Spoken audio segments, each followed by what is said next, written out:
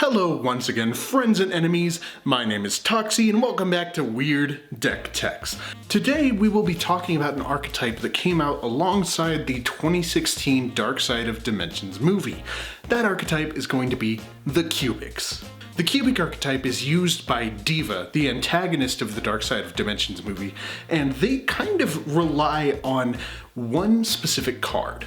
Most of the cards cannot be normal summoned, but the two cards that can be are the main card of the deck, yugioh, the Cubic Seed, and Duza, the Meteor Cubic Vessel. The deck heavily relies on getting yugioh in your graveyard so that you can play out one of your other Cubic monsters so that when you're done with your turn, you can sack it for those yugioh back. Ultimately, the deck functions sort of like a burn deck. Sort of, kind of. I actually play Cubic decks, and it's the only deck that I've ever gotten a draw with, a tie, in a Yu-Gi-Oh match. That being said, let's go ahead and take a look at the Cubic archetype. Alright, so here we have my pure Cubic deck build, and we're going to go ahead and take a look at each card, see what it does, then we'll go ahead and go over some gameplay with you just to show you how the deck works in a game, and then we'll talk about how I feel about the deck and how we can possibly improve the deck. Let's go through the card by card here. We're starting off strong with 3 copies of Crimson Nova the Dark Cubic Lord. It cannot be normal summoned or set and must be special summoned from your hand by revealing 3 other Cubic cards from your hand with different names and cannot be special summoned by other ways. Unaffected by other monsters' activated effects whose original attack is 3000 or less. And when this attacking card destroys an opponent's monster by battle, you can make it attack a second time during the battle phase. And during the end phase, each player takes 3000 damage and Crimson Nova can only activate that effect once per turn. So you can already see where the tie could be set up, where the draw could be set up in a game. Next, we're moving on to 3 copies of Duza, the Meteor Cubic Vessel. If this card is normal or special summoned, you can send 1 Cubic card from your deck to the graveyard. Once per turn during either player's turn, if a monster was sent from your graveyard this turn while this card was face up on the field, you can make this card gain 200 attack for each monster with a different name in the graveyard until end of turn. Generally speaking, with this card, I like to send my Unification of the Cubic Lords to the graveyard so that I can go ahead and grab a Cubic monster if I need to, if I didn't draw any other Cubic monsters into my hand. Next up, we got 2 copies of Buster Gundil, the Cubic Behemoth. It cannot be normal summoned or set, and it must be special summoned from your hand by sending 3 Cubic monsters you control to the graveyard. It cannot be special summoned other ways. If summoned this way, this card gains 3000 attack, and it can make a second and a third attack during each battle phase.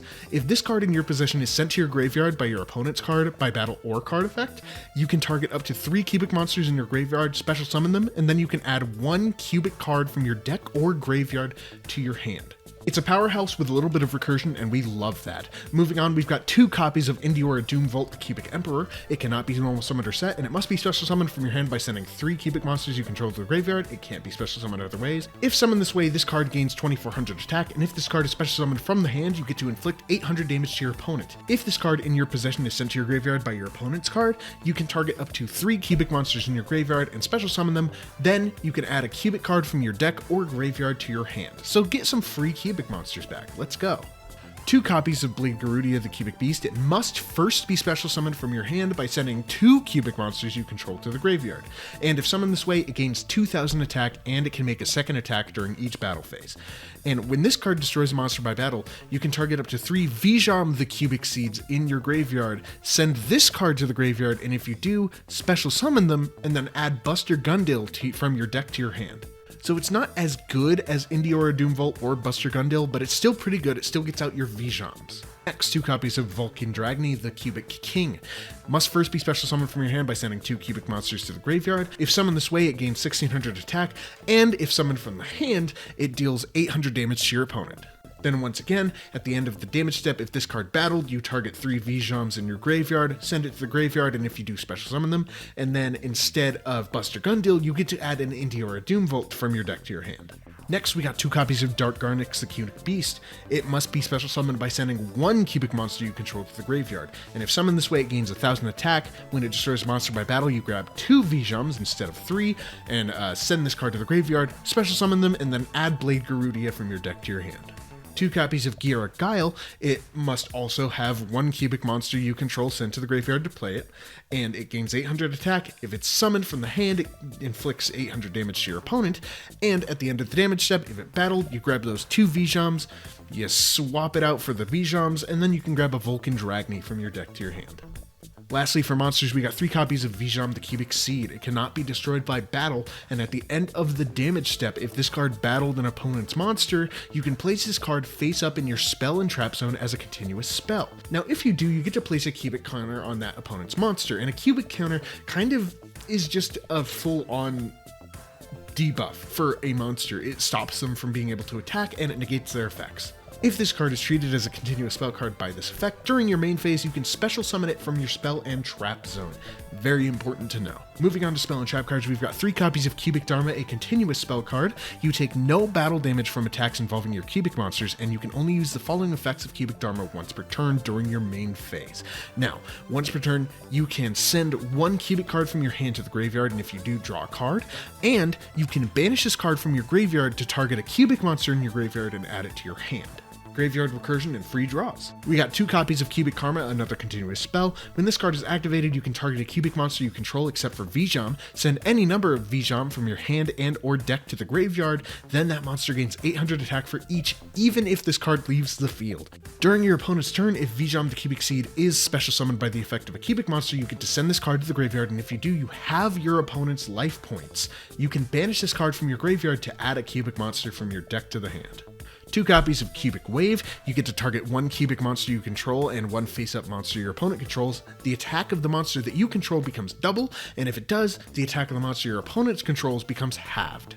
You can banish this card in any number of cubic monsters from the graveyard to target face-up monsters your opponent controls equal to the number of those banished cubic monsters and give them a cubic counter. We got 2 copies of Cubic Mandela, a continuous trap card. If you control a cubic monster, activate this card by targeting any number of monsters that are in your opponent's graveyard because they were destroyed and sent there this turn. Special summon them to your opponent's field, but each has an attack of 0 and has a cubic counter placed on it. Then, while your opponent controls any monster summoned by this effect, you get to negate any monster effects your opponent activates.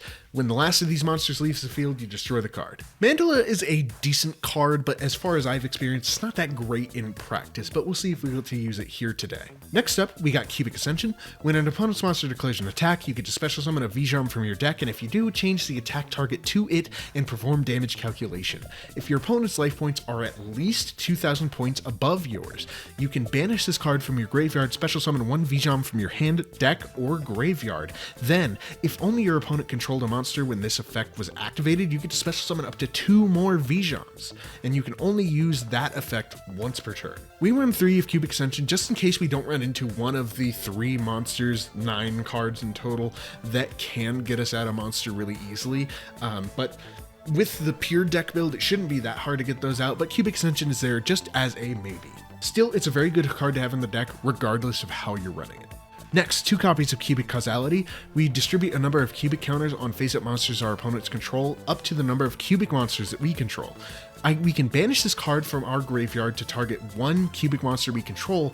This turn, each time it destroys a monster by battle that has a cubic counter on it, inflict damage to your opponent equal to the original attack of that destroyed monster, and we can only use any effect of Cubic Causality once per turn. This effect is fine, but in practice, I don't really see this card doing a whole bunch, but we'll go ahead and see if we get to use it today. We have 3 copies of Cubic Rebirth. When an opponent's monster declares a direct attack, target the attacking monster. Your opponent special summons in attack position as many monsters as possible from their hand, deck, or graveyard with the same name as that monster. Also, the attack of the targeted monster and the other special summon monsters becomes 0, and they each get a cubic counter.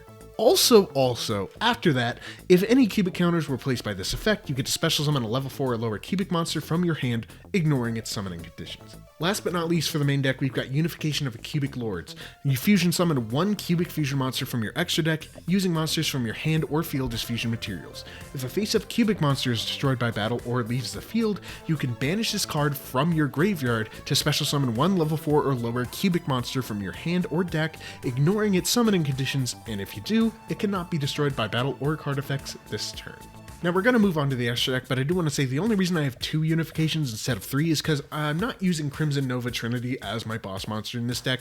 Crimson Nova himself really acts more of the boss monster than Crimson Nova Trinity does, but we do have at least 1 copy of Crimson Nova Trinity, so that's what we're going to look at here. It requires 3 copies of Crimson Nova the Dark Cubic Lord in order to be summoned, and it cannot be targeted or destroyed by your opponent's card effects. When this card declares an attack, you have your opponent's life points. Then, when this card destroys a monster by battle, you can activate this effect. This card can make a second attack during the battle phase. And if you take effect damage, inflict damage to your opponent equal to the damage you took. So while it definitely seems nice that we get to have our opponent's life points when we declare an attack, it's not as good as Crimson Nova's affinity to allow us to just deal 3,000 damage to everyone at the end of our turn. But that's the deck, so we'll go ahead and we'll take a look at some gameplay, and then we'll jump right back here to talk about how we can make the deck a little bit better. Alright, so here we are in a segment where I'm going to show you how the deck actually works in gameplay. I would show you an actual duel, but I am very bad at dueling on simulators. So let's go ahead and take a look at how this deck would normally work. So we've got our hand here. So something that you would want to do is you would want to use your Crimson Nova to reveal a couple of cards. So you'd want to reveal your Vijam, you'd want to reveal your Blade Garudia, and you would probably want to reveal, I don't know, either Cubic Ascension or Vulcan Dragny. It really doesn't matter. But you can use each of them to special summon your Crimson Nova on your first turn.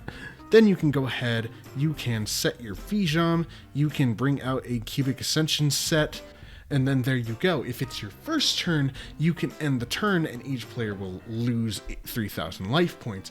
If you aren't the first player, you can go ahead and use Crimson Nova to attack and then activate its effect to attack a second time, and then you can end your turn and both players will lose 3,000. Heading into our next turn, we're going to go ahead and draw Garrett Guile. We can make any of our monsters in our hands using either or both monsters on our field, or if our opponent attacks us during their turn, we can activate Cubic Ascension, and then we can go ahead and get another free Vijam. Blade Garudia being one of the better cards to use, we would just send our 2 cards to the grave, and then we'd summon our Blade Garudia.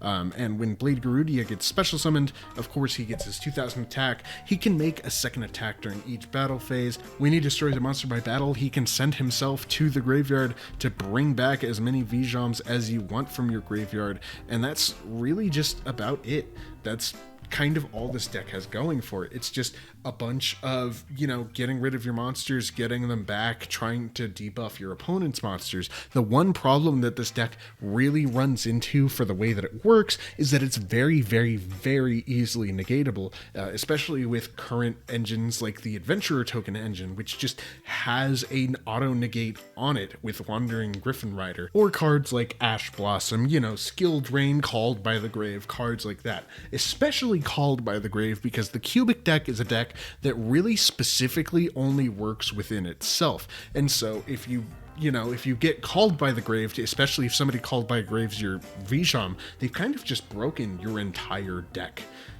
Just period. Your deck is done.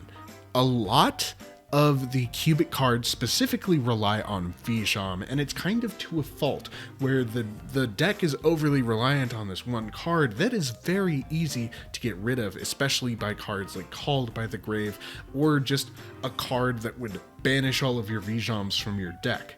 That being said, the deck isn't necessarily the biggest powerhouse of them all. Its ceiling is very low, and it doesn't really ramp up as fast. It's kind of a combo deck, but not really, if you see what I'm saying. But the deck can be a little bit better than average if you just tweak it a little bit. So let's go ahead and talk about that. So that's how the deck works in practice, but how can we go ahead and make this deck better? Now, there are a couple ways to make the deck better, especially if you want to just copy the way that Diva does it in the movie, which is perfectly fine. I generally have Diva's deck from the movie, just with a couple of extra stuff added in. I run a 1-for-1 in this deck because it's definitely very useful, especially when you're trying to get Vijam out. I run 1, maybe 2 Summoner Monks. I don't remember what I run currently. I think it's only 1. But at this point in time, especially with the release of Cubic Ascension, Summoner Monk isn't really that important to the deck as far as I care about the deck anyway. Other than that, there's not really a lot. I try to get Crimson Nova into my hand as fast as possible, so I use, Fusion Conscription and cards like that. Of course, as with most decks, Monster Reborn is really good in this deck, and then we've got all of your other chase cards that you want to put in. As for the archetype itself, I think the archetype itself is pretty solid. I don't really think that it itself really needs any tweaking. Maybe a spell card like Cubic Ascension to help you get out a Vijam pretty easy, or a Duza at least, would be kind of good for this deck, but for the most part, this deck is pretty solid in what it does. I'm a big fan. Anyway, those are my thoughts on the deck. Let's go ahead and toss it back to me for the end of the video. And there we have the Cubic archetype. How do you feel about this deck? Do you think this deck is just straight up bad, or do you think that it's better than it looks like? Do you think you could make it better? Let me know in the comments down below. I hope you enjoyed the video. Thank you so much for watching, and until next time, drink your water.